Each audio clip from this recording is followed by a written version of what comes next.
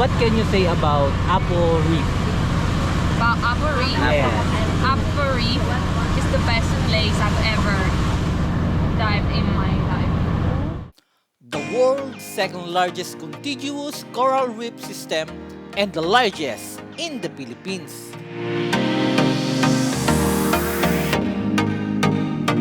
Apo Reef is located in the province of Occidental Mindoro, and this is my 67th province visited. How about goal you want to achieve in Apo Reef?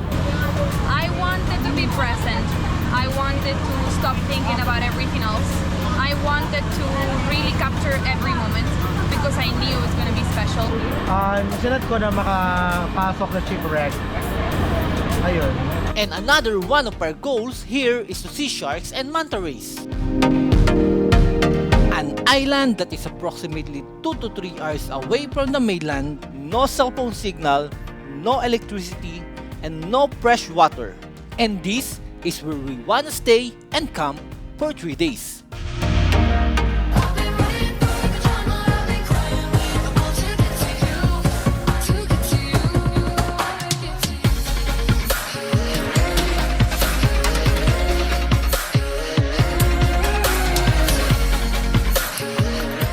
So, navigational surface natin, pag nasa ibabaw sa surface po kayo, so yung island is nasa kaliwa, sa kanan is wala kayong makikita.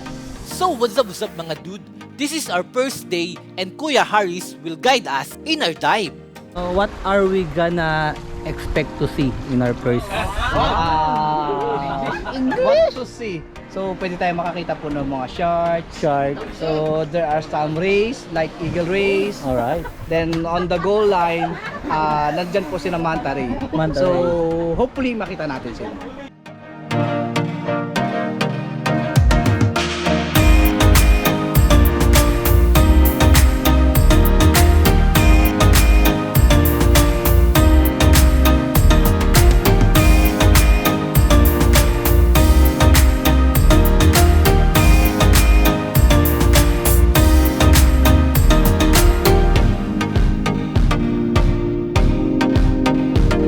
What can you say?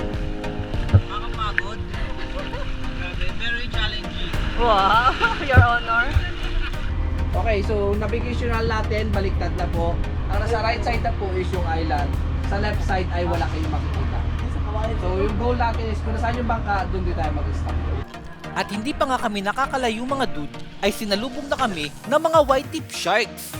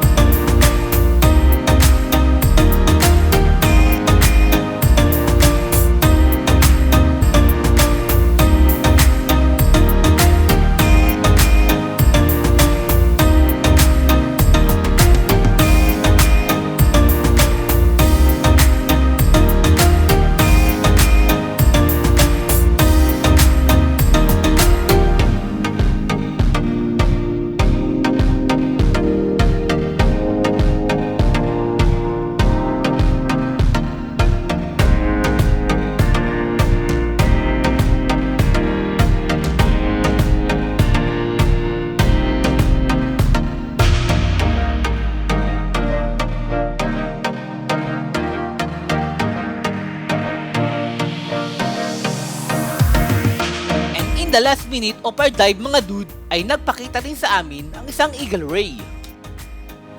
This is the end of our second dive.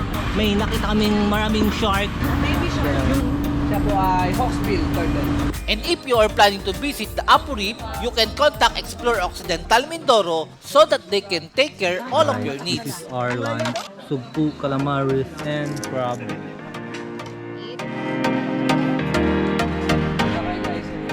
At kung hindi nyo naman hilig ang mag-dive, maaari nyo naman bisitahin ang lighthouse and ang lagoon sa island mga dude.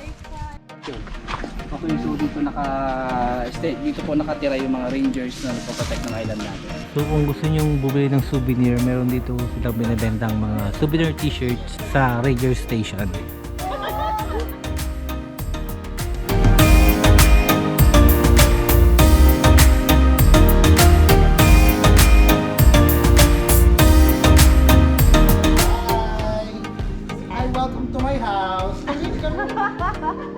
Alright mga dudes, so nandito kami ngayon sa taas ng lighthouse.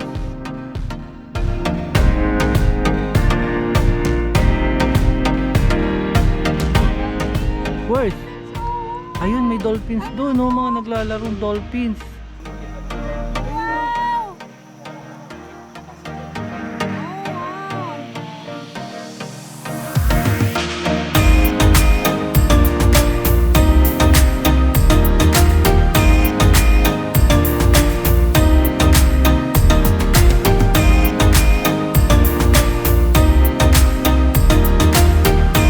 Area rin na restricted dito mga dude dahil doon nangingitlog ang mga ibon at ang mga pawikan. Dahil bakawan ito, mag-ingat lang din tayo mga dude dahil marami mga ugat ang nakalutang sa daan. Uy! Nagulat pa ako nun. Hindi ko kayang ganun, hindi ba pwede lingang ko na lang, sasama ako. Mukhang sineswerte pa rin naman kami dito mga dude dahil nagpakita sa amin ng isang eagle ray habang kami ay naglalakad. Ray! There's a manta ray. Ay, hindi siya manta. Eagle ray. That's eagle ray. Uy, malaking butete! Isang line lang po tayo, 100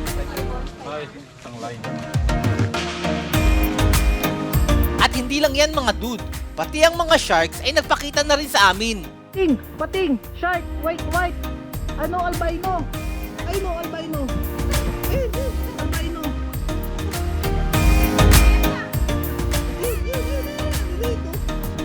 Lagoon po isa, hard sheet. Susan siya ako. The lighthouse. Asan tayo? Nasa ito sa akit na.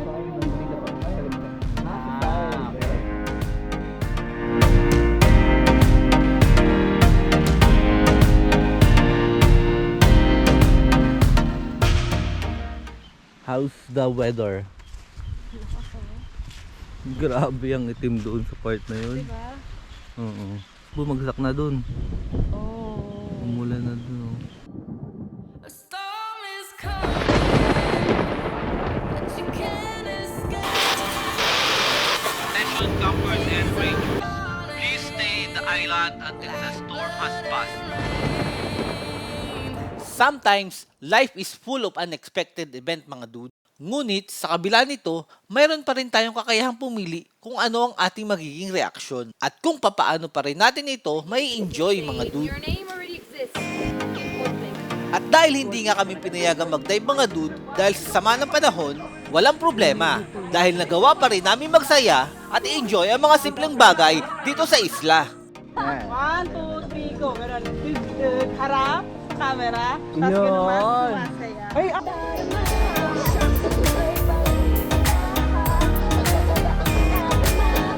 Nice one!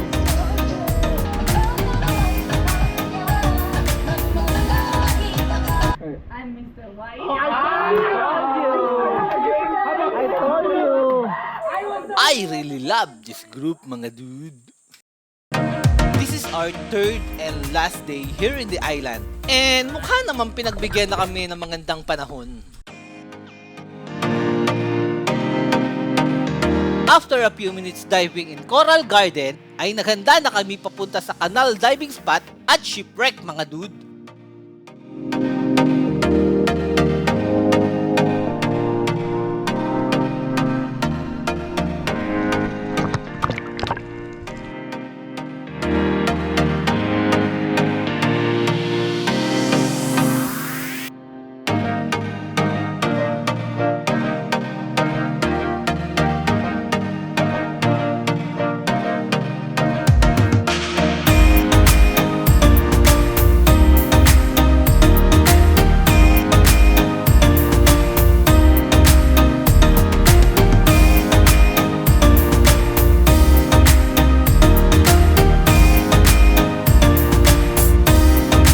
Matutupad na rin ang isa sa aming mga pangarap mga dude.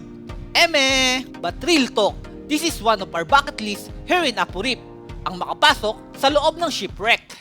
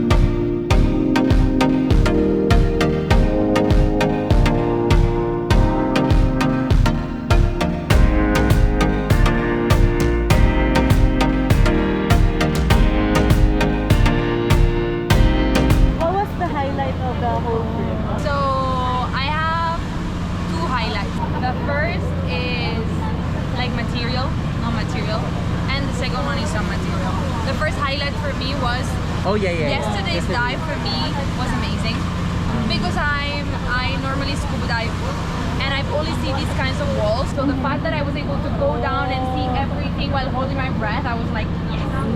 Second one, my favorite moment of the whole trip was yesterday playing with you. Oh, really? It was so fun. It was so fun seeing how invested you were, seeing how you were commenting and still like laughing about the game during meals. I really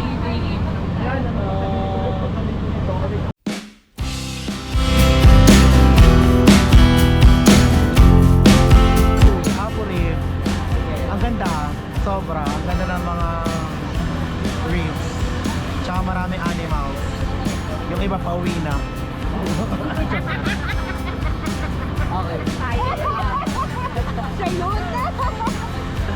So how's the feeling? What's the feeling? Oh. Wait, how many rounds you stay in the game? Until the end. Until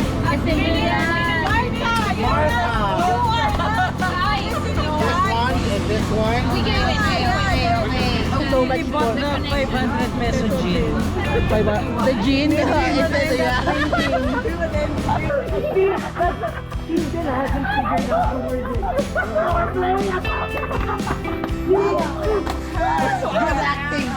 Good acting. Anong masasabi mo? Wow. Earl really wants to play one more time for the other.